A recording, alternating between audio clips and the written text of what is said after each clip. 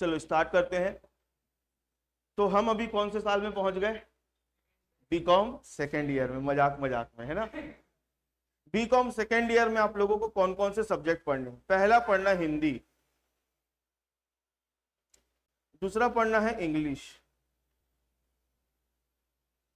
तीसरा पढ़ना है आपको कॉस्ट अकाउंट, चौथे नंबर पर पढ़ना है आप लोगों को कॉर्पोरेट अकाउंट, पांचवें नंबर पर पढ़ना है आप लोगों को बिजनेस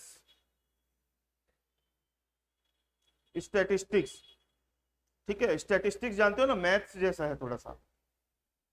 छठवें नंबर पर पढ़ना आपको प्रिंसिपल ऑफ बिजनेस मैनेजमेंट। सातवें नंबर पर पढ़ना है आपको कंपनी लॉ, और आठवें नंबर पर पढ़ना है एंटरप्रेन्योरशिप।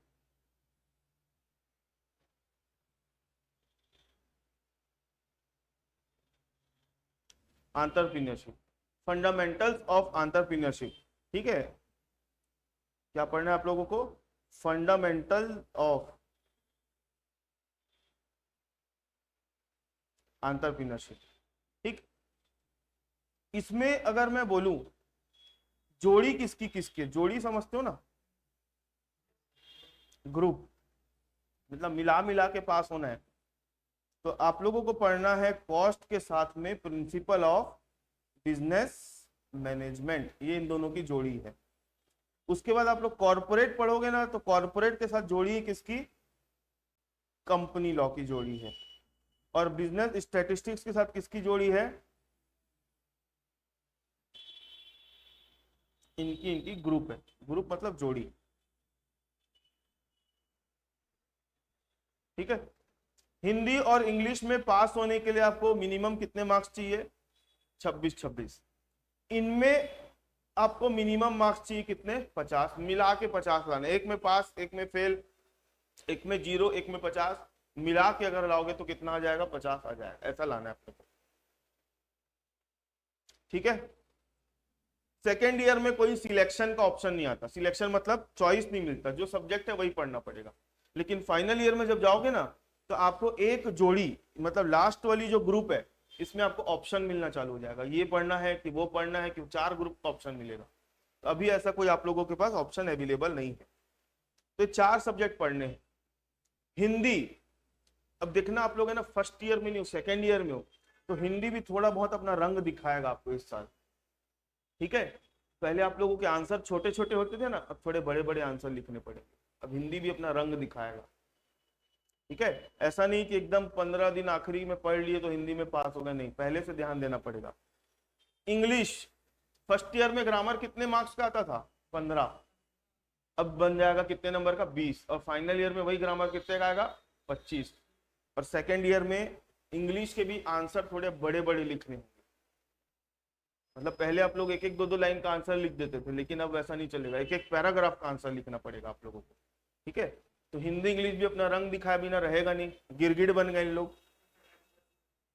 उसके बाद कॉस्ट अकाउंट, ये पूरा प्रैक्टिकल है। कॉस्ट अकाउंट पूरा क्या है? प्रैक्टिकल।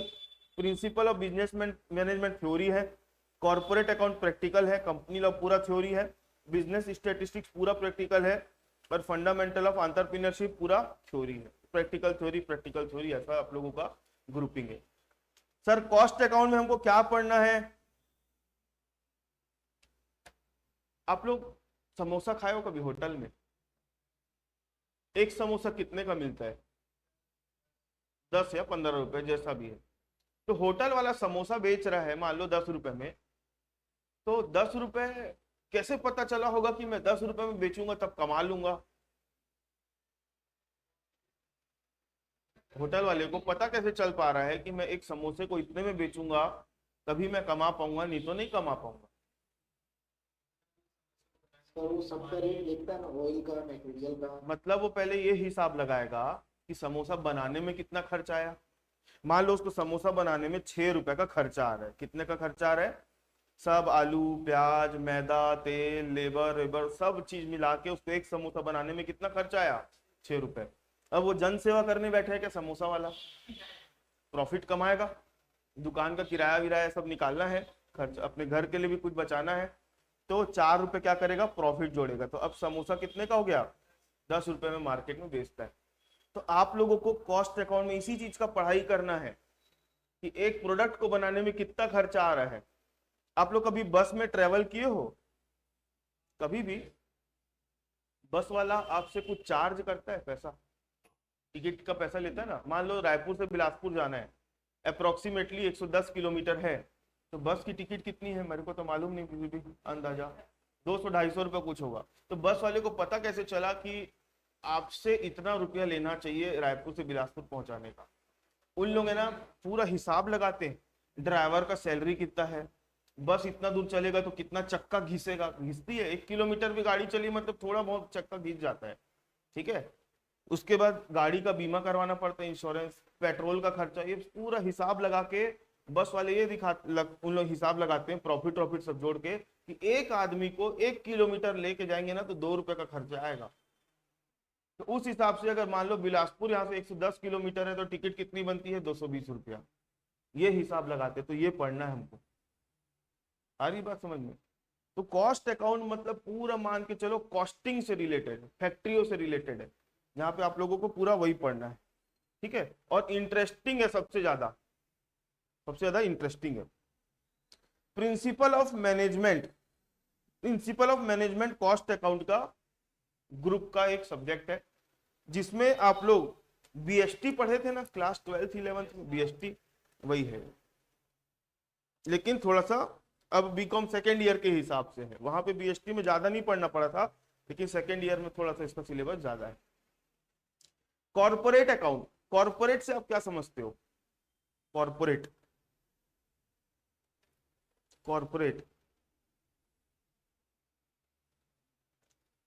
से क्या समझते हो? कॉर्पोरेट अकाउंट मतलब कंपनियों की अकाउंटिंग। कंपनी जानते हो ना क्या होती कंपनी? जब बहुत सारे लोग मिलके कंपनी बनाते, शेयर वेयर ये सब, कंपनी बनती है, कंपनी बंद होती है, ठीक है। ये पूरा अपने को अकाउंटिंग सीखना है, किसकी? कॉर्पोरेट अकाउंटिंग के अंदर में, ठीक है। उसके बाद स्टैटिस्टिक्स में मतलब मीन मीडियन मोड ये सब आता है। तो 3 प्रैक्टिकल हो गए। कंपनी लॉ मतलब ये पूरा थ्योरी है, जिसमें कंपनियों से रिलेटेड आप लोगों को लॉ पढ़ना है। फंडामेंटल ऑफ एंटरप्रेन्योरशिप मतलब जैसे आप कोई लीडर हो या आपको लग रहा है कि कोई मेरे को नया बिजनेस स्टार्ट करना है, तो उससे रिलेटेड पूरा आप लोगों को नॉलेज किसमें मिलेगा? फंडामेंटल ऑफ एंटरप्रेन्योरशिप में। क्लियर है? तो ये 8 सब्जेक्ट आप लोगों को पढ़ने हैं बीकॉम सेकेंड ईयर में, 8 सब्जेक्ट्स।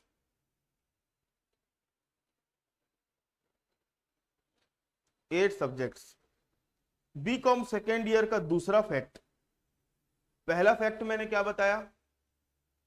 नो डाउट सिलेबस आपका डबल है, क्योंकि सब्जेक्ट 3 हो गए और इंडिविजुअली सब्जेक्ट जो है उसका खुद का भी अपने आप का सिलेबस भी ज्यादा है, फर्स्ट ईयर से ज्यादा है। तो सब्जेक्ट के खुद का भी सिलेबस बढ़ गया, प्लस नंबर ऑफ सब्जेक्ट भी बढ़ गए प्रैक्टिकल, तो सिलेबस आपका हो गया डबल, ठीक है। ये पहला फैक्ट हुआ। दूसरा फैक्ट ये है, सेकेंड ईयर में अगर आप मैनेज ना कर पाए तो आपका परसेंट हो जाएगा डाउन। अगर आप मैनेज कर लिए सारी चीजों को तो अच्छी बात है, नहीं कर पाए तो आपका परसेंटेज हो जाएगा डाउन, ठीक है। मेरा खुद का डाउन हो गया था। मैनेज करने का मतलब सिलेबस को हैंडल कर पाना, ठीक है। अगर आप सारी चीजों को ठीक ठाक संभल के चले तो आपको पिछला परसेंट तो मेंटेन तो करना ही है, प्लस आपको आगे ग्रोथ लेना है कि नहीं लेना है। मैक्सिमम बच्चों का अगर मैं बोलूं तो बिलो 60% आया है, मैक्सिमम बच्चों का, है कि नहीं। तो जिनका 60% से नीचे आया है और तीनों साल बीकॉम मिला के 60% नहीं बनेगा ना, तो आगे चल के आप लोगों को बहुत सारे एग्जाम में बैठने नहीं मिलेगा। किसी को कंपटीशन एग्जाम देना है, किसी को कुछ देना है, 60% मांगता है, कहीं कहीं पे 55 भी मांग लेता है, तो आपका पत्ता वहीं कट गया। तो आपको ये ध्यान रखना है, बीकॉम का तीनों साल मिला के आपका मिनिमम कितना परसेंट बनना चाहिए? 60 मतलब एवरेज 60 ना, एवरेज। तो मान लो किसी बच्चे का, अगर किसी बच्चे का मैं एग्जांपल ले रहा हूं 55% आया है फर्स्ट ईयर में, भाई बीकॉम का 3 साल का एवरेज 60 लाने के लिए क्या चाहिए आपको, यहाँ पर कितना लाना था 60 फर्स्ट ईयर में, सेकेंड ईयर में भी कितना लाना था, थर्ड ईयर में भी कितना लाना था 60। जब तीनों साल का एवरेज टोटल 60-60 होगा तो तीनों को जोड़ोगे तो 180 डिवाइड बाय 3 करोगे तो कितना होता है 60 होता है। अब जो बच्चा यहाँ पे फर्स्ट ईयर में 55 ले आया मतलब 5% पीछे हो गया, तो आपको सेकेंड ईयर में उसको कितना लाना पड़ेगा 65। और सेकेंड ईयर में भी अगर कम ले आता है वो बच्चा, मैं बोला परसेंट गिर जाता है सेकेंड ईयर में, तो मान लो 55 वाले का कितना हो गया 50, तो मतलब लोड किधर बढ़ जाएगा पूरा आपका फाइनल ईयर में। तो आपका यहाँ पे 5 कम हो गया, यहाँ पे कितना कम हो गया और 5 10, तो टोटल 15 कम हो गया। तो 15 कम हो गया तो यहाँ पर आपको कितना लाना पड़ेगा फिर 75। वो दिक्कत वाला बात है, जब फर्स्ट ईयर में नहीं ला पाए, सेकेंड में नहीं लाए, तो फाइनल में ला पाओगे। तो आपको लोड को बैलेंस करना है। तो जो भी बच्चे 60 से कम लाए हैं उसके लिए तो चेतावनी है कि भाई सेकेंड ईयर में मेहनत करना, परसेंट गिर गया ना, क्योंकि ये होता ही है मैक्सिमम बच्चों। मेरा फर्स्ट ईयर में था 68%, सेकेंड ईयर में हो गया 62%।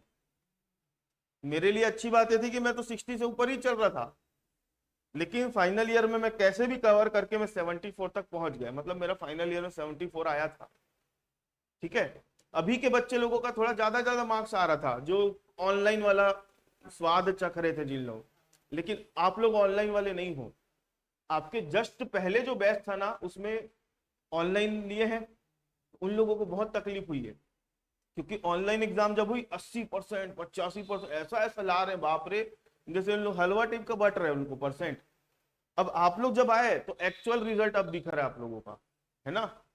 तो आप लोगों को ध्यान रखना है भाई, 60% लाना ही है, कुछ भी हो जाए, तब आपके बीकॉम का कोई मतलब है, नहीं तो पढ़ाई छोड़ दो। ठीक है, आपका कितना था 52, 8% का लोड बढ़ गया, इधर आपको कवर करना पड़ेगा।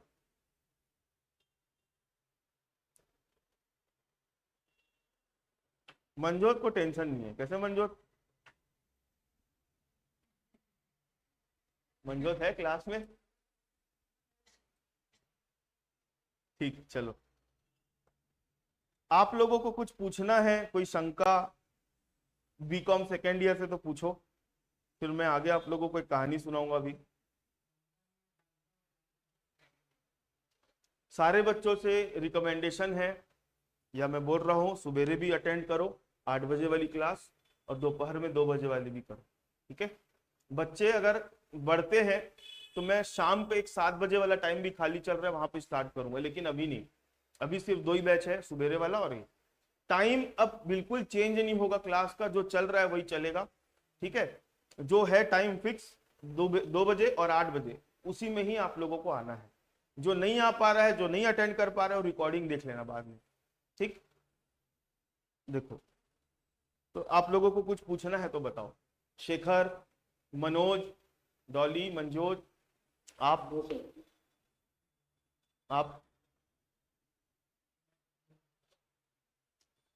सुबेरे की क्लास में हम अभी तक एक ही क्लास पढ़े हैं ना, 2 क्लास पढ़े हैं, तो वो दोनों क्लास का मैं आपको है ना एक रिकॉर्डिंग भेज दूंगा, और जो अटेंड नहीं कर रहे थे उसको कल की क्लास होने के पहले देख कर आ जाना।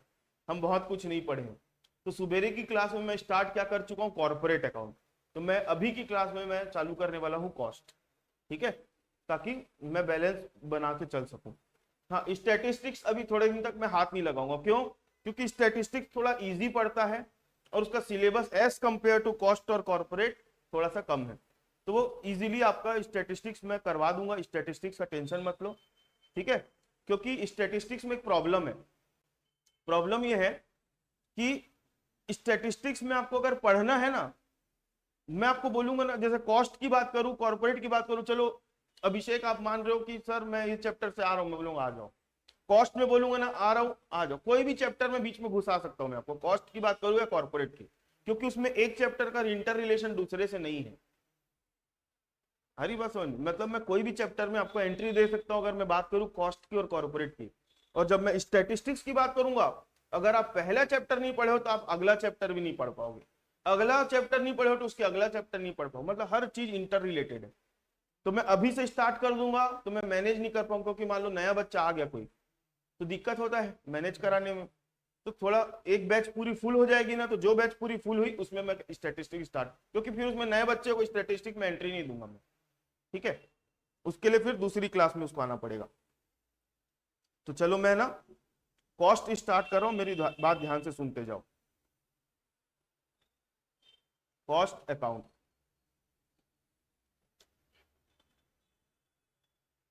कॉस्ट अकाउंट, इसको हिंदी में बोलते हैं लागत लेखांकन।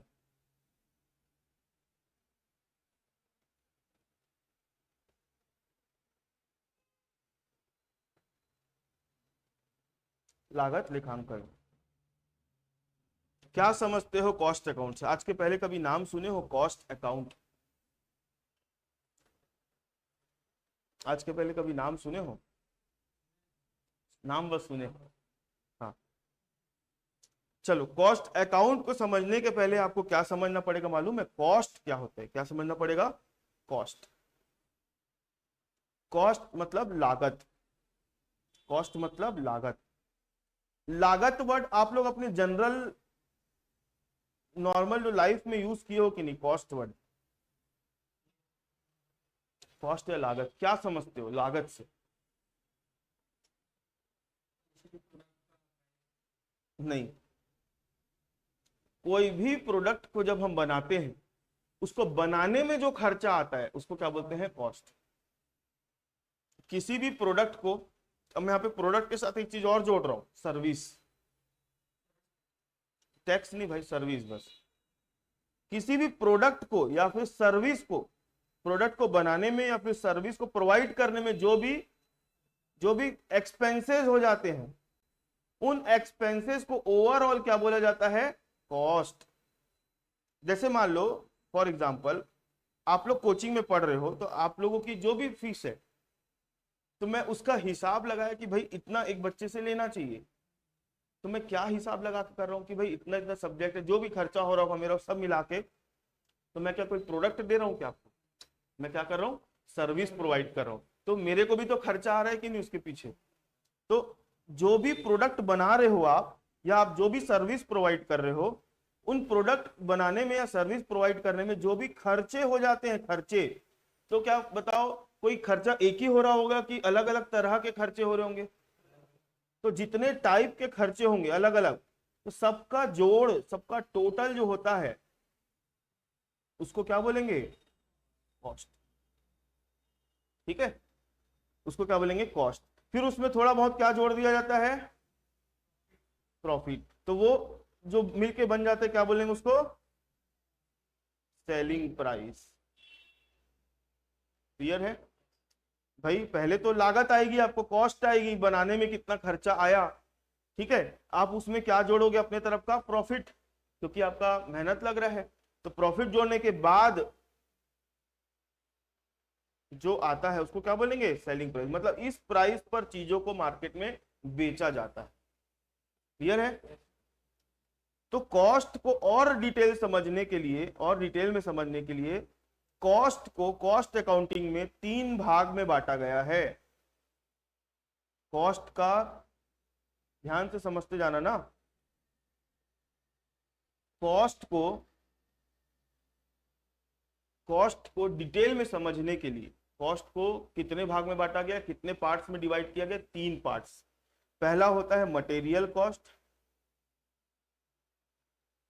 दूसरा होता है लेबर कॉस्ट, और तीसरा होता है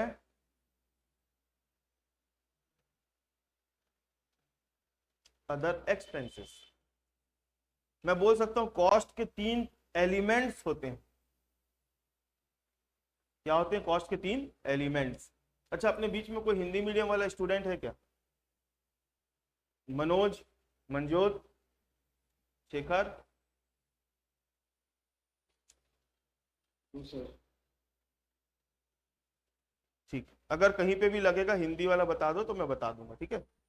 कॉस्ट के 3 एलिमेंट्स है, ऐसा मैं बोल सकता हूँ। या फिर कॉस्ट को डिटेल में समझने के लिए कॉस्ट को कितने पार्ट में डिवाइड किया गया? 3। एक होता है मटेरियल कॉस्ट, दूसरा होता है लेबर कॉस्ट, और तीसरा होता है अदर एक्सपेंसेस। ठीक है, मटेरियल कॉस्ट देखो, ये तीन एकदम लॉजिकल तरीके से बांटा गया है। जैसे फॉर एग्जांपल ये मैं फर्नीचर अभी खरीद के लाया, ये टेबल है, तो टेबल बनाने में मेरे को एक टेबल का सेट 3,000 रुपए का पड़ा। एक टेबल का सेट कितने में पड़ा? 3,000 रुपए में। तो टेबल बनाने वाले के बारे में सोच के देखो, टेबल बनाने के लिए सबसे पहले क्या किया होगा? वो मटेरियल लाया होगा। मटेरियल मतलब जिस तरीके का प्रोडक्ट बना रहे हो उससे रिलेटेड जो मटेरियल होगा। अब होटल में समोसा खाने जाओगे तो लकड़ी थोड़ी लाएगा, वो आलू मैदा ये सब लाएगा। बढ़ाई के पास जाओगे तो वो क्या लाएगा? लकड़ी वकड़ी लाएगा। वो अपने हिसाब से प्रोडक्ट जो बनाते हैं उसके हिसाब से मटेरियल लाते हैं। तो ओवरऑल अगर मैं बोलूं मेरे को 3,000 रुपए में पर सेट पड़ा है, तो उसने सबसे पहले क्या किया, कितने का मटेरियल लगा, कितने का मटेरियल लगा उसको जोड़ा होगा। मटेरियल को ला के रख दिया तो मटेरियल बस रात में रख दिए, ला के सुबेरे देखे अपने आप टेबल बन गया है ना। तो क्या किया होगा वो ला के? लेबर लोग उसमें अपना कंट्रीब्यूशन दिए हैं कि नहीं, अपनी मेहनत किए, तभी तो वो लकड़ी वकड़ी कन्वर्ट हो गई किसमें? फर्नीचर में। तो लेबर लोग क्या फ्री में काम करते हैं क्या? नहीं, उन लोग भी पैसा लेते हैं। तो मटेरियल हो गया, दूसरा हो गया लेबर। मटेरियल और लेबर के अलावा भी कुछ कुछ खर्चे हो जाते हैं। जैसे मेरे को सामान पहुंचाने में लगा दिया होगा, और कुछ कुछ भी खर्चे हो जाते हैं। तो सारे खर्चों को जोड़ के, सारे खर्चों को जोड़ के जो अमाउंट आती है उस अमाउंट को बोला जाता है क्या? कॉस्ट। तो मेन किसी भी चीज की, आप कितनी भी बड़ी फैक्ट्री में चले जाओ, किसी भी प्रोडक्ट की या सर्विस की कॉस्ट निकालना है तो तीन चीजों को देखा जाता है। पहला होता है मटेरियल, दूसरा होता है क्या? लेबर, और तीसरा क्या होता है? Other expenses. ठीक है, मटेरियल, लेबर और अदर एक्सपेंसेस। मटेरियल है ना भाई, दो टाइप के होते हैं। मटेरियल कितने टाइप के होते हैं? दो टाइप के।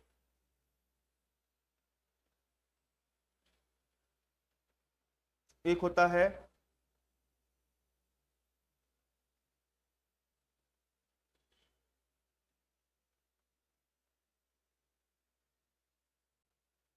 मटेरियल, कितने टाइप के होते हैं? दो टाइप के। एक होता है डायरेक्ट मटेरियल और दूसरा होता है इनडायरेक्ट मटेरियल। लेबर भी है ना, लेबर, ये भी कितने टाइप के होते हैं? दो टाइप के होते हैं। एक होता है डायरेक्ट लेबर और दूसरा होता है इनडायरेक्ट लेबर।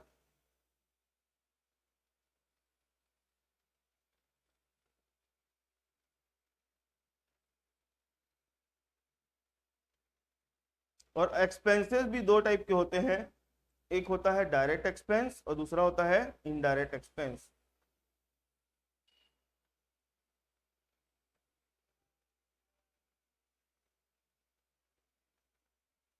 ये देखो धीरे धीरे कहानी बढ़ रही आगे। तो कॉस्ट, कॉस्ट के तीन मेन एलिमेंट कौन कौन से? मटेरियल कॉस्ट, लेबर कॉस्ट और अदर कॉस्ट या अदर एक्सपेंसेस। ठीक है, मटेरियल के दो टाइप्स, क्या क्या? Direct material, indirect. लेबर के भी दो टाइप, डायरेक्ट इनडायरेक्ट। और एक्सपेंसेस के भी दो टाइप, डायरेक्ट और इनडायरेक्ट। ठीक है, अब मेरा सवाल यह है, देखो मैं ना अपनी बातों को समझाने के लिए ना होटल का एग्जांपल लूंगा जहां पे समोसा बनाया जाता है। क्यों मालूम है? मैं, मेरे को जो भी चीजें समझानी है ना, जो भी चीजें समझानी है मेरे को, वो एक होटल में परफेक्टली बैठती है। मैं बोलूंगा चलो अपन है ना ये मोबाइल बनाने की फैक्ट्री के बारे में बताऊंगा आपको। आप लोग जिंदगी में कभी मोबाइल बनाने की फैक्ट्री में गए हो तो आप लोग उसको ना विजुअलाइज नहीं कर पाओगे। मतलब मैं जो भी समझाना चाहूंगा ना, आप लोग उसको सोच नहीं पाओगे, दिखेगा नहीं आपको। और मैं अगर होटल की बात करूं जहां समोसा बन रहा है, तो आप लोग अपने डेली लाइफ में कहीं ना कहीं देखे होंगे उसको। तो इसलिए आप लोग विजुअलाइज कर पाओगे, और जो भी मैं समझाना चाह रहा हूं वहां पे वो सारी चीजें एप्लीकेबल होती है। ठीक है, तो एक होटल का एग्जांपल लूंगा जिससे आप सारी चीजों को समझ पाओगे। ठीक है, देखो, तो मैं बताना चाह रहा हूं मटेरियल क्या होता है। मटेरियल दो टाइप की, मटेरियल मतलब जो कोई चीज बना रहे तो उसको बनाने में जो सामान लग रहा है उसको क्या बोलेंगे? मटेरियल। ठीक है, मटेरियल कितने टाइप के होते हैं? दो टाइप के होते हैं। एक होता है डायरेक्ट मटेरियल और दूसरा होता है इनडायरेक्ट मटेरियल। तो मेरा सवाल यह है, डायरेक्ट मटेरियल से क्या समझते हो और इनडायरेक्ट मटेरियल से क्या समझते हो? डायरेक्ट मटेरियल मतलब क्या और इनडायरेक्ट मटेरियल मतलब क्या? डॉली, जो भी पता है, भले गलत बोलो ना, क्या दिक्कत है, भले गलत बोलो। देखो, डायरेक्ट मटेरियल का मतलब होता है, जैसे मैं एक एग्जांपल ले रहा हूं होटल का जहां समोसा बन रहा है। ऐसी कौन से मटेरियल है जिसके बिना समोसा नहीं बन सकता? मतलब जो समोसा बनाने के लिए जरूरी आइटम है, मतलब अगर वो आइटम नहीं आएगा तो समोसा बनेगा ही नहीं। तेल हो गया, आलू हो गया, मैदा हो गया, मसाले हो गए। तो ये सब मटेरियल जो है वो क्या है? Direct material. मतलब ऐसा जो मटेरियल जो उसके बिना बन ही नहीं सकती वो चीज, या डायरेक्टली उसके प्रोडक्शन में लगती है, उसको क्या बोलेंगे? Direct material. तो मेरा सवाल दूसरा ये कि इनडायरेक्ट मटेरियल मतलब क्या?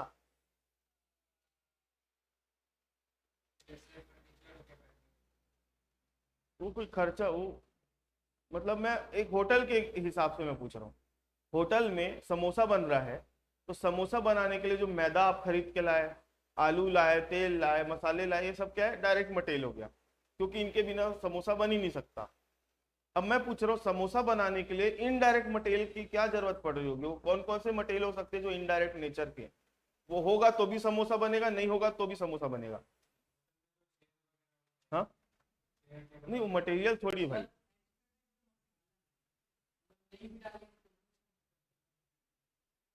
चेयर तो कोई खर्चा थोड़ी है, मटेरियल थोड़ी है।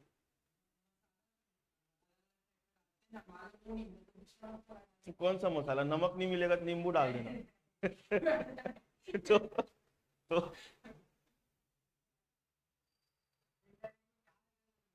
भाई जो जो तो डलता है ना वो तो डलता है। और होटल,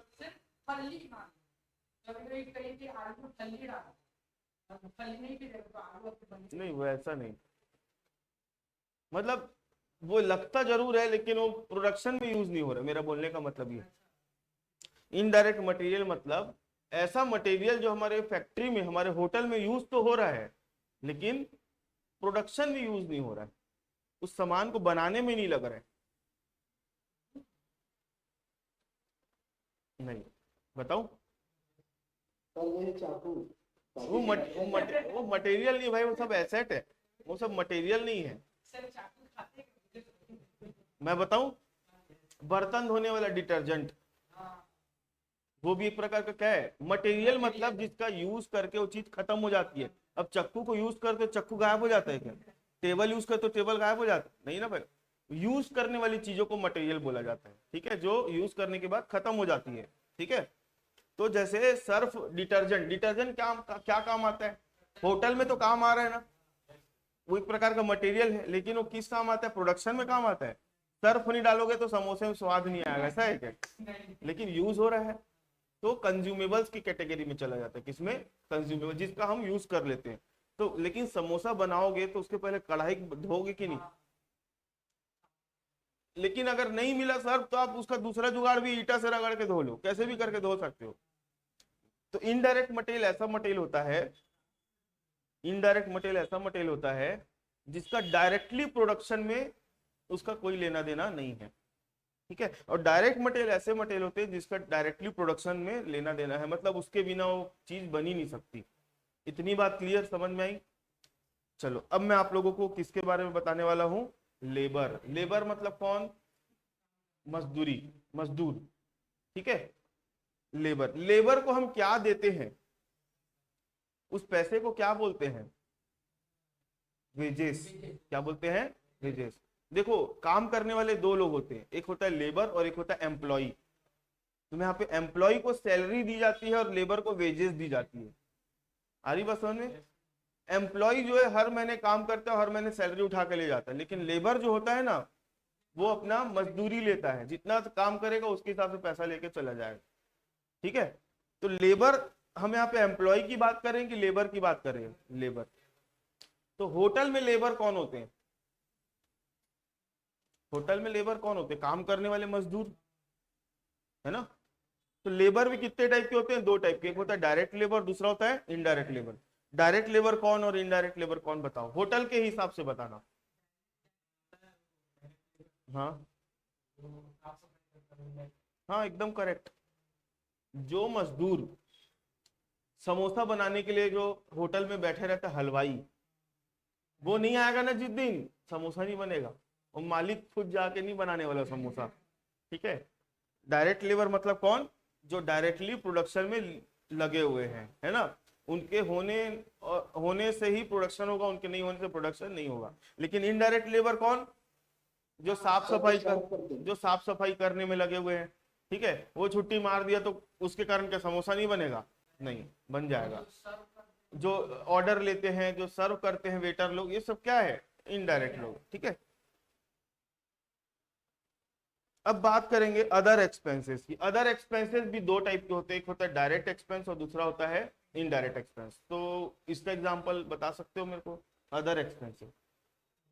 डायरेक्ट एक्सपेंस मतलब वो करोगे तो खर्चा होगा, और वो नहीं करोगे तो खर्चा नहीं होगा। नहीं, बिजली भी लाइट गो रहेगी, समोसा नहीं बनेगा आपका। हाँ, होटल का एग्जांपल लेके चल रहे हैं ना अपन। डायरेक्ट एक्सपेंस मतलब, हाँ बोलो।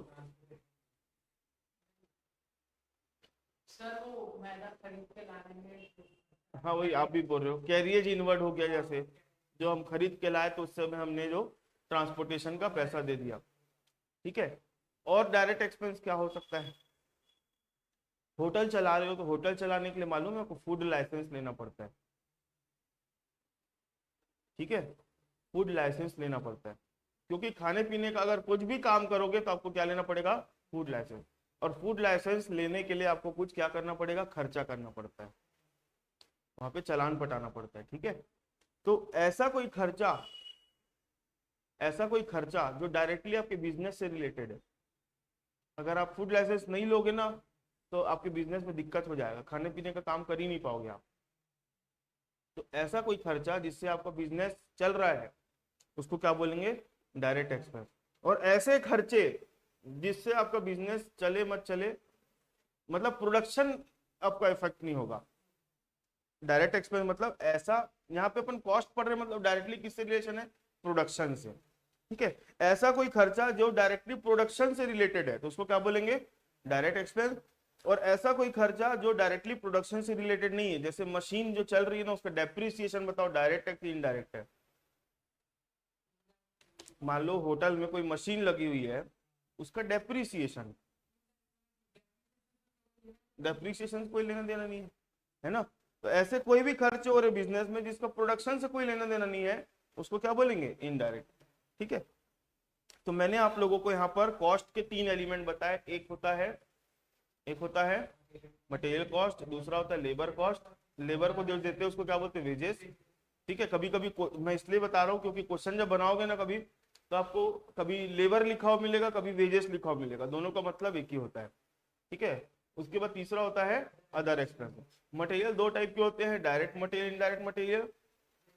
दो टाइप के, डायरेक्ट लेबर, इनडायरेक्ट लेबर, और डायरेक्ट एक्सपेंस, इनडायरेक्ट एक्सपेंस। अब ध्यान से सुनना,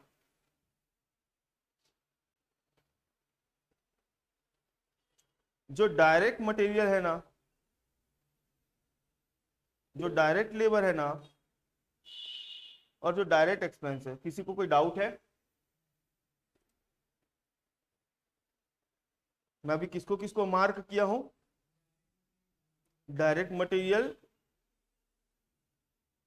डायरेक्ट लेबर और डायरेक्ट एक्सपेंस। इन तीनों को जब हम जोड़ देते हैं, इन तीनों को क्या करते हैं, हम जोड़ देते हैं।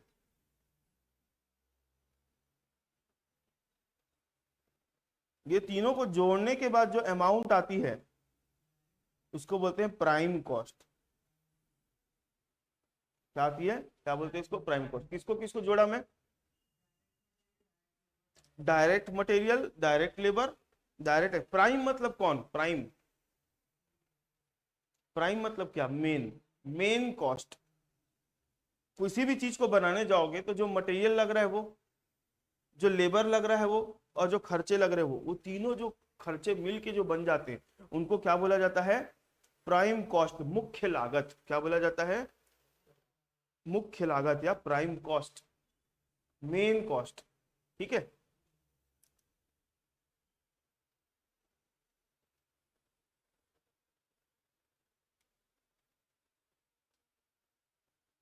क्या बोला जाता है? Prime cost. अब नई बात जो आप लोग नहीं जानते हो, सुनो। जो इनडायरेक्ट मटेरियल है, जो इनडायरेक्ट लेबर है और इनडायरेक्ट एक्सपेंसेस है, अभी किसको किसको हाईलाइट कर रहा हूं मैं? इनडायरेक्ट मटेरियल, इनडायरेक्ट लेबर और इनडायरेक्ट एक्सपेंस। ये जो तीनों हैं, ये तीनों को जब जोड़ दोगे, ये क्या बन जाएगा? ओवरहेड्स। क्या बन जाएगा? ओवरहेड्स। नया नाम है, याद रखना। ओवरहेड्स, ऊपरी व्यय। ठीक है, ओवरहेड्स। मैं डायरेक्ट डायरेक्ट डायरेक्ट वाले को जोड़ा, मैं डायरेक्ट डायरेक्ट डायरेक्ट वाले को जोड़ा तो क्या बन गया? प्राइम कॉस्ट बन गया। और मैं इनडायरेक्ट इनडायरेक्ट इनडायरेक्ट को जोड़ दिया तो क्या बन गया? ओवरहेड बन गया। ठीक है, अब ओवरहेड जो होते हैं ना, ओवरहेड, वो तीन टाइप के ओवरहेड होते हैं। कितने टाइप के? तीन टाइप के ओवरहेड होते हैं।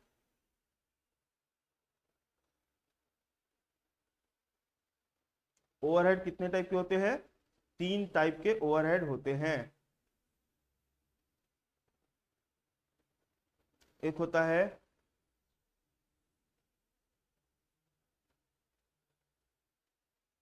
फैक्ट्री ओवरहेड, दूसरा होता है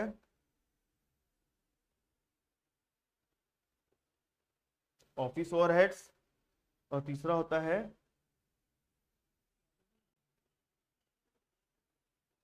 सेलिंग ओवरहेड। ये जो भी लिख रहा हूं ना, इसका पीडीएफ आप लोगों को मिल जाएगा। ओवरहेड कितने टाइप के होते हैं?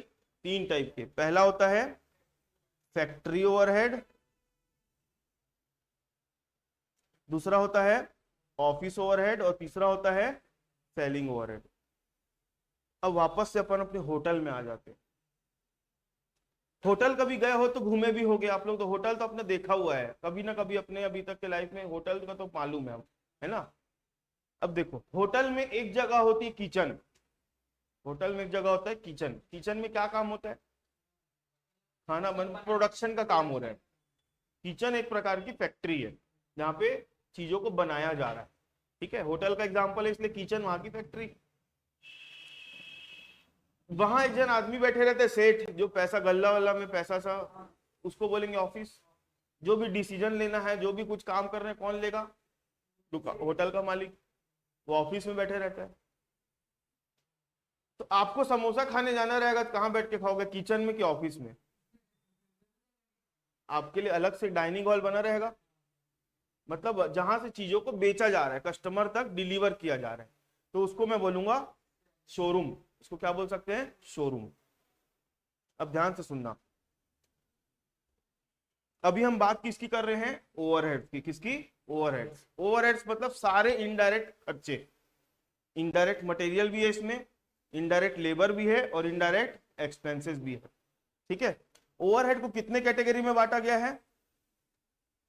ओवरहेड को कितने कैटेगरी में बांटा गया है? तीन कैटेगरी।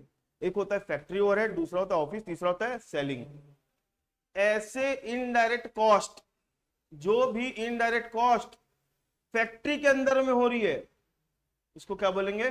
Factory overhead. ऐसी इनडायरेक्ट कॉस्ट जो ऑफिस के अंदर हो रही है, उसको क्या बोलेंगे? Office overhead. और ऐसी इनडायरेक्ट कॉस्ट जो शोरूम में हो रही है, उसको क्या बोलेंगे? Selling overhead. सारी बात समझ में? जैसे फॉर एग्जांपल फैक्ट्री में एक वर्कर है, वो बैठ के बर्तन धो रहा है। जो समोसा तल रहा होगा वो तो डायरेक्ट लेबर है, लेकिन जो फैक्ट्री में बैठ के बर्तन धो रहा है, सफाई वफाई कर रहा है वहां की, वो एक इनडायरेक्ट लेबर हुआ, लेकिन वो बैठा कहां पे? फैक्ट्री में। तो वैसा लेबर को हम किस कैटेगरी में डालेंगे? Factory worker. एक वर्कर है जो ऑफिस की साफ सफाई करता है, प्यून टाइप का वहां पे बैठा हुआ है, तो वो किस में जाएगा? ऑफिस में। और एक वर्कर है जो आपसे ऑर्डर लेके आता है, सर्व करने आता है, वो कहां बैठा है? शोरूम में। तो उसको हम किस कैटेगरी में डालेंगे? आई मेरी बात समझ में? फैक्ट्री में तो मशीन लगी हुई है, उसका डेप्रिसिएशन लग रहा है, फैक्ट्री में एक मशीन लगी हुई है, मान लो आलू उबालने की मशीन मान के चलो, ठीक है, एक तरफ से आलू डालो, दूसरी तरफ से उबला हुआ आलू निकलता है ना। 5 मिनट, अभी आप लोग की नहीं है फिर, हाँ 5 मिनट बाद। ऐसी मशीन है जिसमें कच्चा आलू डालो, आलू उबल के निकलता है, ऐसी मशीन लगी हुई है फैक्ट्री में, ठीक है। उस मशीन का डेप्रीसिएशन लग रहा है, उस मशीन का डेप्रीसिएशन एक प्रकार का इनडायरेक्ट एक्सपेंस है। तो बताओ फैक्ट्री ओवरहेड में आएगा कि वो मशीन ऑफिस में पड़ी है कि किचन में पड़ी है, तो उसको क्या बोलेंगे, फैक्ट्री ओवरहेड।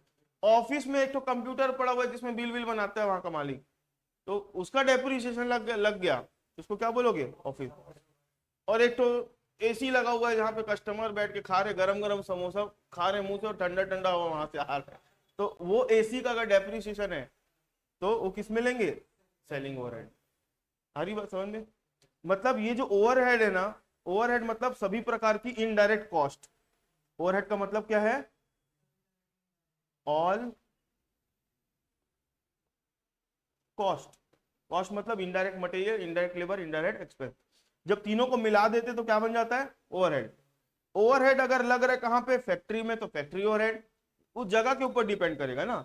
ऑफिस में लग रहा है तो ऑफिस ओवरहेड, और सेलिंग शोरूम पे लग रहा है तो सेलिंग ओवरहेड। तो ये कॉस्ट का स्ट्रक्चर है भाई। किसी भी फैक्ट्री में किसी भी चीज का प्रोडक्शन किया जाता है तो ये सब चीजों को कंसीडर किया जाता है। क्लियर है मेरी बात, यहां तक किसी को कोई डाउट है क्या? नहीं है, नहीं, यहां पर मेरी बात अभी पूरी हो जाती है। आप लोगों को मालूम है कि नहीं मालूम है, मैं एक चैप्टर पढ़ाना स्टार्ट कर भी दिया हूं आप लोगों को, ठीक है। हाँ, मैं अभी उसके बारे में चर्चा नहीं किया। देखो कॉस्ट पढ़ना है ना, कॉस्ट में आपका यूनिट नंबर 1 जो है ना, यूनिट नंबर 1, कॉस्ट में जो यूनिट नंबर 1 पढ़ोगे आप लोग, यूनिट नंबर 1 पूरा किससे रिलेटेड है पता है? पूरा मटेरियल के बारे में पढ़ना है। कहां पे? यूनिट नंबर 1 में। यूनिट नंबर 2 में आप लोग क्या पढ़ोगे?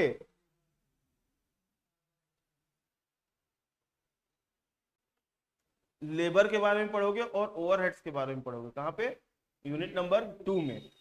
यूनिट नंबर 3 में आप लोग क्या पढ़ोगे मालूम है? यूनिट नंबर 3 में क्या पढ़ोगे? पूरा एक साथ आपको एक चैप्टर पढ़ाया जाएगा, ठीक है। ठेकेदार लोग को जानते हो? ठेकेदार कौन होते हैं? ठेकेदार कौन होते हैं? वो लोग बिल्डिंग बनाने का ठेका ले रहे हैं, टेंडर वेंडर मिलता है, उन लोगों को पता कैसे चलता है एक बिल्डिंग बनाने में मेरे कितना खर्चा है तो इतना लेना चाहिए सामने वाले से। ठेकेदार के बारे में पढ़ने मिलेगा। वो किसमें? यूनिट नंबर 3 में, ठीक है। यूनिट नंबर 4 में अगर आप जाओगे तो आप लोगों को एक चैप्टर पढ़ने के लिए मिलेगा, प्रोसेस कॉस्टिंग। जहां पे किसी एक चीज का प्रोडक्शन होता है ना, तो अलग अलग स्टेज में जाके बनता है। जैसे मान लो एक गाड़ी बनी होगी, तो बताओ टायर किसी और फैक्ट्री में बना होगा, इंजन कहीं और बन क्या होगा, गाड़ी असेंबल कहीं और हुई। तो एक गाड़ी का खर्चा निकालने के लिए कंपनी कैसे उसका रेट बनाती है, क्योंकि अलग अलग चीजें अलग अलग जगह से बन के आ रही है। तो वैसा चैप्टर के बारे में पढ़ेंगे, वैसी चीजों के बारे में पढ़ेंगे। प्रोसेस कॉस्टिंग नाम का चैप्टर है। बस ऑपरेटर जो होते हैं ना, बस ऑपरेटर, स्कूल कॉलेज, ये पर या हॉस्पिटल की बात करूं, एक बच्चे से या एक पेशेंट से या एक यात्री से कितना रुपए लेना चाहिए, सर्विस प्रोवाइड कर रहे हैं, तो उसके बारे में कहां पढ़ना है? यूनिट नंबर 4 में। और यूनिट नंबर 5 तभी पढ़ पाओगे जब आपने इधर का पहले पढ़ा। 4 के बारे में बताया तो मैं आप लोगों से आज जो मैंने बताया वो कॉस्ट का एक ओवरव्यू था। मैं कल से आप लोगों का एक चैप्टर स्टार्ट कर दूंगा, मटेरियल कॉस्ट। कौन सा? मटेरियल कॉस्ट, यूनिट नंबर 1, ठीक है। मस्त टॉपिक है, लीफो फीफो नाम का। हाँ ठीक है, तो कल से स्टार्ट करूंगा। और जो आपके फ्रेंड अगर आना चाहते हैं और आए नहीं है, आज की रिकॉर्डिंग में भेज दूंगा, आप लोग उनको बताना। और कल से अपनी क्लास रुकेगी नहीं, चलते रहेगी, और टाइमिंग यही रहेगा फिक्स, ठीक है। तो अभी मैं क्लास ओवर कर रहा हूँ, फिर अपन नेक्स्ट क्लास में मिलते हैं।